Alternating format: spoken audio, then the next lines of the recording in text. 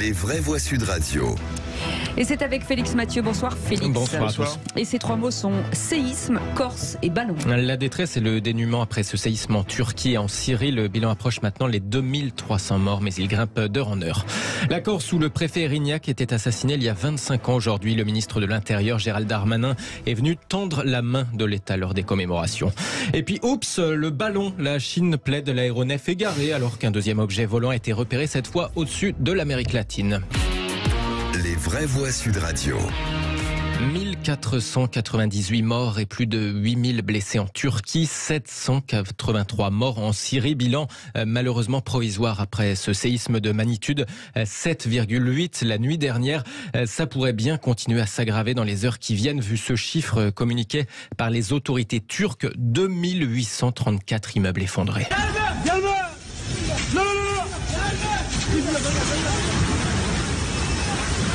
Des images partagées sur les réseaux sociaux de ces dégâts occasionnés par le séisme et sa réplique. Des secousses ont été détectées jusqu'au Groenland. Les promesses d'aide, en tout cas, affluent du monde entier. La France, par exemple, envoie dès ce soir 139 secouristes de la sécurité civile en Turquie. Il y a 25 ans était assassiné le préfet Erignac en Corse, anniversaire commémoré sur place par Gérald Darmanin. L'État tend la main en Corse par la voix du ministre de l'Intérieur, arrivé ici filmé par Corse Matin. La différence par rapport à l'époque de l'assassinat de Claude Erignac, c'est qu'entre-temps, les nationalistes corses sont arrivés à la tête des instances de l'île. En 2015, l'autonomie de la Corse n'est pas un tabou, avait d'ailleurs lancé Emmanuel Macron l'année dernière, peu après les polémiques qui avaient suivi le passage à tabac mortel d'Ivan Colonna par un codétenu. Aujourd'hui, quelques jours après la liberté conditionnelle finalement accordée à Pierre Alessandri, du même commando Erignac, Gérald Darmanin a en quelque sorte fait écho au chef de l'État. 25 ans après la mort du préfet Erignac, il est temps d'inaugurer ensemble le début de la suite. Oui, il est temps d'écrire une nouvelle page de l'histoire de la Corse, d'inscrire dans le marbre de la paix, dans l'avenir, que chacun se sente infiniment respecté. Le gouvernement de la République y est prêt. Il vous attend. Fidèle au sacrifice du préfet Erignac, une nouvelle fois, il tend la main aux innombrables Corses de bonne volonté, épris de paix et de fraternité. Il vous propose de tracer ensemble la route institutionnelle, économique, culturelle, qui permettra à la Corse d'embrasser le siècle qui vient avec l'amour et le soutien de la République. Le ministre de l'Intérieur ici sur des images rapportées par France 3 Corse. Ce 6 février 1998, c'était la première fois depuis la Seconde Guerre mondiale qu'un préfet était assassiné. L'événement traumatique avait occasionné les plus grandes manifestations jamais organisées à Bastia ainsi qu'à Ajaccio. Tout à l'heure, pendant que Gérald Darmanin s'exprimait à Ajaccio, le président Macron recevait lui de son côté la famille Erignac à Paris.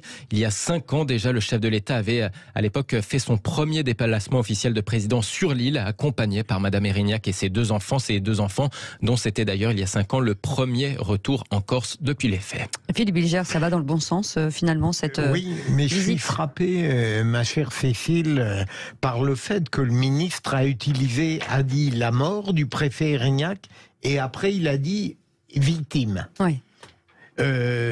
Son sacrifice, pardonnez-moi.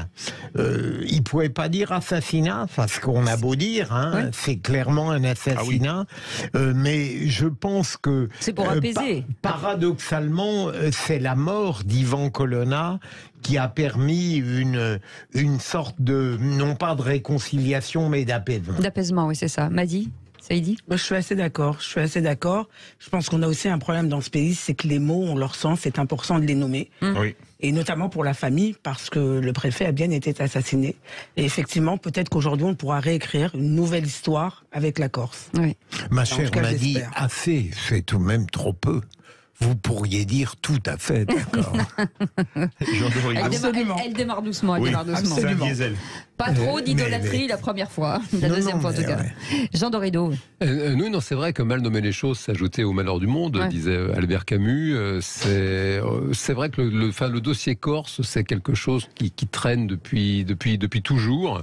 Et on rabat en permanence les valeurs de la République, liberté, égalité, fraternité. C'est quand même un cas à part, la Corse, quoi.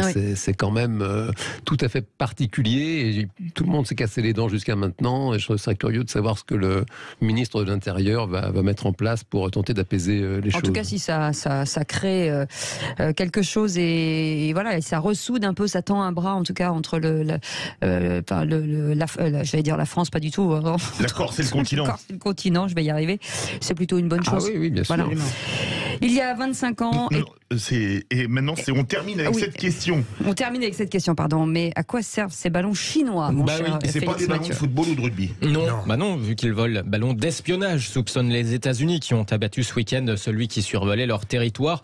Mais non, pas du tout, répond la diplomatie chinoise qui cherche, pardonnez-moi le jeu de mots, à dégonfler l'affaire. De toute façon, c'est qu'un ballon, arrêtons de tourner en rond. Bah oui, c'est qu'un ballon. La diplomatie chinoise parle de ballons scientifiques, égarés pour des recherches météorologiques. Elle s'insurge d'ailleurs de la méthode radicale choisie par les États-Unis. Washington a fait abattre l'appareil et espère en savoir plus quand les débris auront pu être récupérés et analysés, vu que ça a été abattu au-dessus de la mer, mais au-dessus d'eau peu profonde. La Chine qui reconnaît aussi ce matin, enfin en milieu de journée, que c'est bien de ces autres engins, de ces autres ballons qui s'est égaré au-dessus de l'Amérique latine. Engin difficile à manœuvrer qui s'est donc égaré à cause des conditions météo, selon les explications chinoises. Décidément, ils ont des problèmes d'orientation. Philippe Bilger aussi. Ballon, mais au moins ça a donné un peu de vivacité dans l'actualité. C'est ça. Enfin, ils nous prennent pour des imbéciles, en clair. Oui, mais un petit peu quand même. Parfois ils n'ont pas tort. Oui. Ça vous fait pas un peu peur, cette montée des tensions quand même? C'était l'Ukraine il y a un an dans quelques jours. Maintenant, c'est les Américains qui abattent un avion chinois. Ça vous inquiète pas? En clair, un bloc Chine-Russie contre le bloc occidental. Alors, la Chine est quand même assez circonspecte, justement. Elle ne prend pas fait et cause pour la Russie. Maintenant, c'est une immense puissance mondiale. Et ça rappelle l'histoire de ce ballon que les États, ils s'espionnent les uns les autres. Ils tentent de mettre la pagaille à droite et à gauche. Et c'est finalement pour le grand public que nous sommes une bonne chose de se souvenir que, bien sûr, que les États se tirent la bourre. Passez-moi l'expression. On a parfois l'impression qu'on vit chez les bisounours, que vraiment tout se passe bien.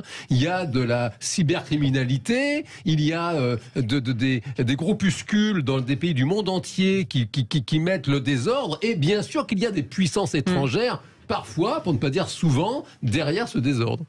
Vous restez avec nous dans quelques instants, le grand débat du jour. Ça dit Oui, j'ai pas réagi. Je voulais juste dire que ça s'est toujours fait. Ce qui compte, c'est de ne pas se faire prendre. Pas vu. C'est ça.